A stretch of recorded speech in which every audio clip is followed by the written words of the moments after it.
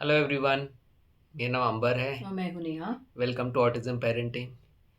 आज हम एक ऐसे टॉपिक के बारे में बात करने वाले हैं जो हर पेरेंट के दिमाग में आती है, इरेस्पेक्टिव ऑफ, मतलब मुझे नहीं लगता ऐसा कोई भी पेरेंट है जिसके दिमाग में ये पॉइंट ना आया हो कि हमारे बाद हमारे बच्चे का क्या होगा। ये एक स्पेशली जब आपका बच्चा नया नया आपको ऑटिज्म डिटेक्ट होता है या आप न्यू ऑटिज्म पेरेंट्स हो, ये चीज़ सबके दिमाग में आती ही आती है। तो हम इस पे आज हम बात करेंगे कि हम कैसे लाइफ की थोड़ी सी प्लानिंग कर सकते हैं, इससे इंश्योर होगा कि हमारे चाइल्ड का जो फ्यूचर है वो सिक्योर हो। अब जब भी हमारा बच्चा पहली बार ऑटिज्म से डिटेक्ट होता है, एंग्जाइटी, फेयरनेस, सैडनेस और फ्रस्ट्रेशन तो हर पेरेंट महसूस करता ही करता है। मतलब एटलीस्ट हमने या जिनको हम जानते हैं उन्होंने तो किया ही है। बट आई थिंक सबसे इम्पॉर्टेंट बात यह है कि हमें ये फीलिंग जो है अपने अंदर दबा के रखनी नहीं चाहिए, बिकॉज जितने अंदर हम आपको ये फीलिंग दबा के रखेंगे उतना ही हमें इससे उभरने में मुश्किल होगी। जब हम अपनी फीलिंग शेयर करते हैं फ्रॉम विथ ट्रस्टेड फैमिली या फ्रेंड्स या और भी कोई प्रोफेशनल हो सकता है, थेरेपिस्ट हो सकता है, साइकोलॉजिस्ट हो सकता है, तो ये हेल्प हमें बहुत फ़ायदा होता है इससे। सो अपनी ये जर्नी अपने अंदर दबा के मत रखिए, अपने एक सपोर्ट नेटवर्क बनाइए, उनके साथ शेयर करिए, बिकॉज इससे आप ही को फ़ायदा होगा। अब थॉट से हम एक्शन पे मूव करते हैं। देखिए, ज़्यादा वरी करने से फ्यूचर तो चेंज होने नहीं वाला, बट एक्शन लेने से ज़रूर हम अपने बच्चे का future to certain degree secure कर सकते हैं। सो अर्ली स्टार्ट ये बहुत इम्पॉर्टेंट है। जितना जल्दी हम इसकी प्रिपरेशन शुरू करें उतना ज़्यादा चांस है कि आपके बच्चों को के पास बेटर ऑप्शंस होंगे, बेटर वो स्टेज में हो आप उसको दे पाएंगे कि वो अपने आप को आपके बाद जाने के बाद भी वो मैनेज कर सके। तो फर्स्ट और एंड फोरमोस्ट इम्पॉर्टेंट चीज़ जो आती है, स्ट्रॉन्ग फाउंडेशन सेट करने की। जब हम स्ट्रॉन्ग फाउंडेशन की बात करते हैं, इसका मतलब इसमें दो तरह की फाउंडेशन आती है, लीगल और फाइनेंशियल। फाइनेंशियल हम सबको मालूम है कि जितना ज़्यादा हम वक्त देंगे फाइनेंशियल प्लानिंग के लिए, जितना वक्त हम इसमें इन्वेस्ट करेंगे, जितना ज़्यादा टाइम हम देंगे पैसे को इन्वेस्ट करके या ग्रो करने के लिए, उतना ही ज़्यादा वो कंपाउंड होगा, उतना ज़्यादा ही वो ग्रो होगा। जैसे ही कहते हैं रिटायरमेंट प्लानिंग जितने जल्दी शुरू करनी चाहिए, जितने जल्दी शुरू करते हैं उतना बेटर है, वैसे ही ये भी एक तरह से एक रिटायरमेंट प्लानिंग की तरह ही है, क्योंकि इसमें आप खाली अपना नहीं बल्कि अपने बच्चे के लिए का भी आगे का फाइनेंशियल फ्यूचर सिक्योर कर रहे हैं। जब तक आपके बच्चे का फाइनेंशियल फ्यूचर सिक्योर नहीं है आपको प्रॉब्लम हो सकती है। ऑफ कोर्स बहुत सारे ऐसे जॉइंट फैमिलीज़ है, फैमिली मेम्बर्स है जो आपके बच्चे का ध्यान रखेंगे, बट टू सम डिग्री हम सब जानते हैं कि ऑटिज़म जब होता है तो थोड़ा सा फाइनेंशियल खर्चे बढ़ते हैं। एंड जो आपकी अ, क्या कहते हैं केयरिंग सर्विसेज हैं या जितने भी ओल्ड एज के लिए भी अगर आप देखो केयरिंग सर्विसेज वो थोड़ी सी वो काफ़ी एक्सपेंसिव होती हैं। तो एक अर्ली और स्ट्रॉन्ग फाइनेंशियल फाउंडेशन बहुत इंपॉर्टेंट है।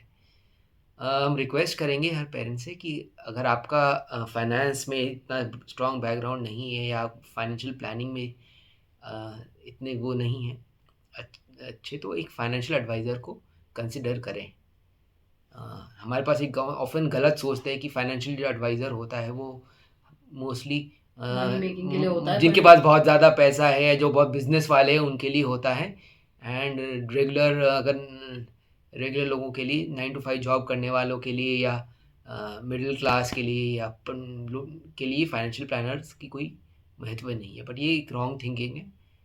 कई बार हम रियलाइज़ करते हैं कि मैंने खुद देखा है कि मैंने जब अपने लाइफ में फाइनेंशियल कंसल्टेंट्स और प्लानर्स को इन्वॉल्व किया है तो कई मेरे जो मिसकंसेप्शंस रहे अबाउट मनी एंड इन्वेस्टमेंट वो सॉर्ट हुए हैं एंड मुझे काफ़ी मदद मिली है। सो प्लीज़ एक फाइनेंशियल प्लानर को एंगेज करिए। सेकंड होता है एक लीगल प्लानर। बहुत आज के टाइम पे एक स्पेशल नीड ट्रस्ट आप अपने बच्चे के लिए कर सकते हैं, जिसमें आपका जो जो भी आपने अपना पैसा बचाया है, बनाया है, इन्वेस्ट किया है, जब आप छोड़ के जाते हैं तो वो पैसा ट्रस्ट को के थ्रू इंश्योर्ड होता है कि वो आपके बच्चे के ये फाइनेंशियल यूज़ हो। बच्चे के लिए ही यूज़ हो।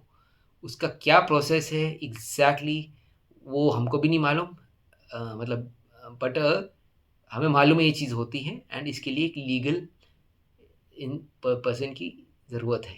जितना जल्दी हम इसको एक लीगल एडवाइस लेंगे इस पे कि क्या प्रोसेस है ट्रस्ट के लिए, क्या होना चाहिए, क्या हमने हमें अपना विल में चीज़ें इनकॉर्पोरेट कर सकते हैं, क्या-क्या हम मतलब उसमें मतलब वो क्लॉज़ेस डाल सकते हैं सो दैट वो पैसा हमारे बच्चे के पास के हित के लिए ही यूज़ हो। सो ये एक लीगल एडवाइस भी इम्पोर्टेंट है। फिर आता है बिल्ड सपोर्ट नेटवर्क। एक नेटवर्क होना चाहिए, आपका सपोर्ट सिस्टम होना चाहिए कि आपके बाद आपके बच्चों के लिए सपोर्ट सिस्टम पूरा होना चाहिए। जैसे आपके फैमिली मेम्बर्स होंगे, कुछ क्लोज फ्रेंड्स होंगे, आपके कुछ जैसे फैमिली फ्रेंड्स होते हैं, उनके बच्चे भी आपके बच्चों को जानते हैं पहले से ही, तो अगर बहुत ही ट्रस्टवर्दी हैं आप उनसे बात करिए, उनसे हेल्प लीजिए। और प्रोफेशनल्स तो हैं ही, जो आपके प्रोफेशनल्स हैं जिनके बच्चों जो जानते हैं ऐसे केसेस को, उन्होंने हैंडल किया है पहले भी, एंड उनके साथ प्रॉपर कॉन्वर्सेशन, ओपन कॉन्वर्सेशन करिए, कुछ छुपाइएगा मत, क्योंकि फिर उनको भी नहीं पता एग्जैक्टली क्या है, उनको भी नहीं पता कि मतलब वो क्या, आप क्या चाहते हो उनसे। तो उनसे पूरा पूरा conversation, heart to heart conversation करिए, प्रॉपर विशेष उनको बताइए आपकी क्या है एंड आप क्या एक्सपेक्ट करते हो उन लोगों से।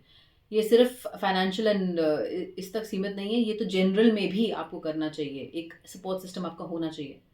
आपके सपोर्ट सिस्टम को ये अवेयरनेस होनी चाहिए कि आपके बच्चे की रूटीन क्या है, उसकी प्रेफरेंसेस क्या है, उसको क्या पसंद करता है ज़्यादा, क्या नापसंद करता है, कहाँ जाना चाहता है, कहाँ नहीं जाना चाहता, उसकी स्पेसिफिक नीड्स हैं तो क्या है, और उसकी रेगुलर कम्युनिकेशन जो होती है उसमें अपडेट्स उनको देते रहिए। सबको सब कुछ पता होना चाहिए जिनको आप ट्रस्ट करते हैं, और आपके ऐसे सेट ऑफ पीपल होने चाहिए जिनको आप बहुत ट्रस्ट करते हैं, ताकि वो उनसे आप अपने फाइनेंशियल चीज़ें भी डिस्कस कर सकें अपने बच्चे के फ्यूचर के लिए।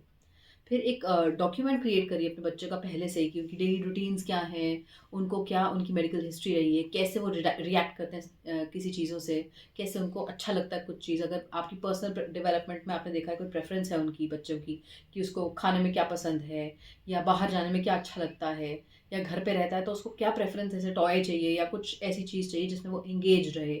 ये सब आप एक अपने डॉक्यूमेंट में भर सकते हैं, और जो केयर गिवर होएगा या जो बाद में कोई भी आपके बाद होएगा, उसको पता है कि this is how it has been, इसमें ये चेंजेस तब से अभी तक क्या आई हैं, और अगर कुछ चीज़ें हैं कंसिस्टेंट रही हैं तो वो आगे भी रहेंगी। फिर इसको अपडेट करते रहिए बिकॉज़ बिल्कुल, जिन बच्चे का बट मतलब जब हम तक आप हैं तब तक जब तो तक ये आप करना हैं ही क्या पड़ेगा। बात आपका बच्चा बहुत बड़ा भी हो गया हो, बच्चा तो बच्चा है फिर। हाँ, बट आपके लिए तो वो बच्चा ही है बट वो जैसे-जैसे आप लाइफ़ में आगे बढ़ते रहे क्योंकि लाइफ़ का किसी को अनसर्टेनिटी है। जैसे-जैसे आप आगे बढ़ते रहें, इसको अपडेट करते रहिए सो दैट जो भी आगे आपका होएगा। केयरटेकर या जो आपको लगता है जिस पे आप ट्रस्ट कर सकते हो, वो आपके बच्चे की करंट स्टेटस से पूरा अपडेटेड रहे। फिर आप अपने चाइल्ड को, मतलब अपने बच्चे को, हम सब करते रहते हैं कि हम इनको पढ़ाई में करेंगे, बट सबसे इंपॉर्टेंट चीज़ है बेसिक स्किल्स। लाइफ कैसे स्पेंड करनी है, बेसिक स्किल्स, उसमें थेरेपिस्ट एंड अपने एजुकेटर्स को इन्वॉल्व करिए, क्योंकि बच्चे को लिविंग स्किल्स आने चाहिए, आपके कम्युनिकेशन स्किल्स आने चाहिए, एबिलिटीज़ होनी चाहिए, खुद के लिए वो बोल पाना चाहिए, उतनी लैंग्वेज होनी चाहिए कि वो अपने लिए खुद खड़ा हो सके, उसको एक सेंस आनी चाहिए कि मैं इंडिपेंडेंटली रह सकता हूँ।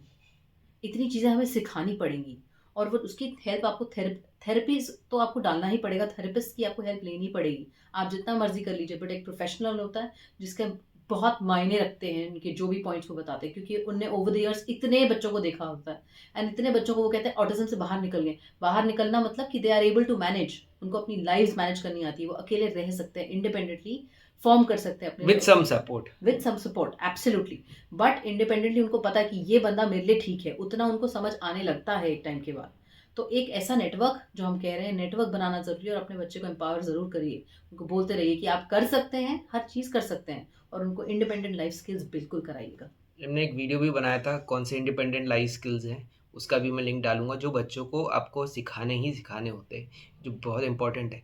देखिए सिंपल बात यह है कि आप जितना आपका बच्चा दूसरे पे डिपेंडेंट रहेगा आपके जाने के बाद उस वो उस पे उतना ही डिपेंडेंट नहीं जित रह सकता जितना हाँ पेरेंट्स पे हाँ रहता जित है, तो पेरेंट्स तो आपके पेरेंट्स तो झेल लेते हैं कि बच्चा लो, कभी कभी फ्रस्ट्रेशन होता है कि बच्चा ये बेसिक चीज़ें नहीं कर पा रहा बट अल्टीमेटली पेरेंट्स पेरेंट्स होते हैं वो झेल लेते हैं।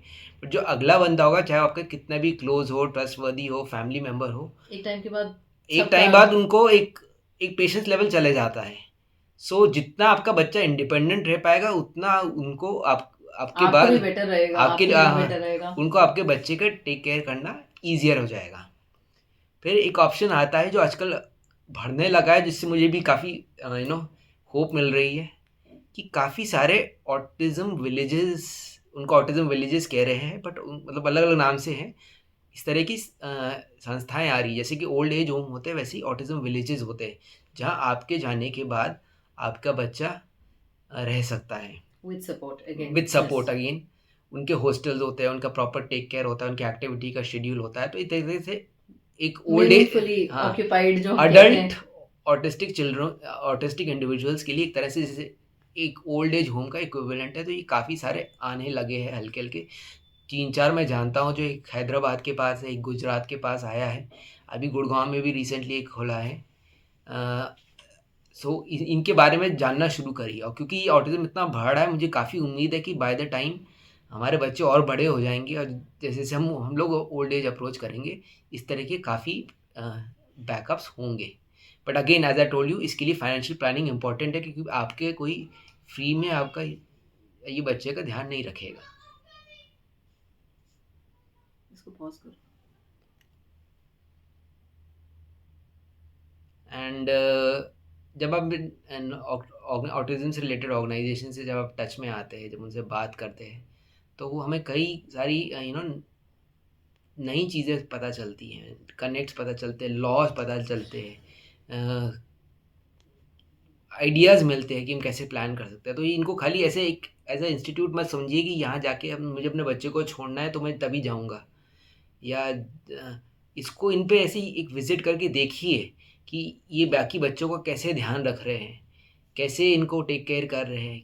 आपको नए लॉज़ पता चलेंगे जब आप देखेंगे बाकी बच्चे, या मतलब बच्चे नहीं, आई मीन से अडल्ट्स जब वहाँ कैसे रह रहे हैं, तो आपको एक तरह से शायद थोड़ा-सा कॉन्फिडेंस आ जाता है कॉन्फिडेंस कि आने हम भी लगेगा कर कि सकते हाँ, हैं। जैसे कि बच्चे, यही हम बच्चे कहेंगे उन्हें, क्योंकि हम अज़्यूम कर रहे हैं तो हम बूढ़े हो गए होंगे, तो ये बच्चे ही होंगे हमारे लिए।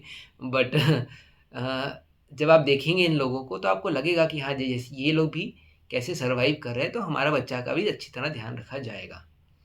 एंड लास्टली, सबसे इम्पोर्टेंट है, अपने जो नेटवर्क्स है, व्हाट्सएप ग्रुप्स हो सकते हैं, फेसबुक ग्रुप्स हो सकते हैं, लिंक्डइन ग्रुप्स हो सकते हैं, इन पे कनेक्टेड रहिए, क्योंकि इस पे कहीं न कहीं कोई न कोई जानकारी आती ही आती रहती रहती है। है जो इम्पोर्टेंट होती है। एज़ पेरेंट्स मैंने खुद रियलाइज़ किया कि बहुत बार हमें फ्रस्ट्रेशन लगने लगता है कि नहीं, ये जो जानकारी आ रही है, जो चीज़ें बार-बार आ रही हैं, जो बार-बार कन्वर्सेशन हो रही है, ये मुझे पता है। मैं ऑलरेडी एज़ अ पेरेंट इस दौर से गुज़र चुका हूँ। तो ये मेरे लिए यूज़लेस है, मुझे इस अब मज़ा नहीं आ रहा ग्रुप में, तो हम इस ग्रुप को ट्रैक करना भूल जाते हैं। बेशक ऐसा बहुत केसेज़ में होगा, बट आप उस ग्रुप को साइलेंट कर लीजिए। ज़रूरी नहीं कि इसमें हर नोटिफ़िकेशन आपको आए, बट बीच-बीच में जाके एक बार ब्राउज़ करके आप देख सकते हैं कि क्या ऐसी कोई नई चीज़ आई है जो मुझे अ, एडवाइस या कुछ नया चीज़ सिखा सकती है। बिकॉज़ जब आपको ये पता चलेगा, तो आपको मतलब कुछ नया सीखने को मिलेगा, और उससे आपका कॉन्फिडेंस लेवल बढ़ेगा। बस याद रखिएगा, आप अकेले नहीं हैं इस जर्नी में, हम सब साथ में ही हैं। एंड अगर हम प्रोएक्टिव स्टेप्स लेते हैं और उनके प्रोग्राम पहले से ही मतलब प्लानिंग करके रखते हैं अपने बच्चे के फ्यूचर के लिए, वो आपके पीस ऑफ माइंड के लिए भी बहुत ज़रूरी है, और उनके लिए तो है ही ज़रूरी। आपको पता है, आपको अपने बच्चे का एक सिक्योर उसको लाइफ देनी है। एंड अगर आपको ये वीडियो हेल्पफुल लगा, प्लीज़ हमें बताइएगा, और हमें definitely don't forget to subscribe. And हमें बिल्कुल बताइएगा कि आप कमेंट सेक्शन में ज़रूर लिखिएगा कि आपने क्या किया है अभी तक, आपने क्या क्या जगह है, अगर आपने विजिट की है कोई ऐसी जगह, आप जानते हैं किसी जगह के बारे में, आपने क्या देखा है, क्या नोटिस किया है, प्लीज़ कमेंट सेक्शन में ज़रूर लिखिएगा। Thank you so much. Thank you.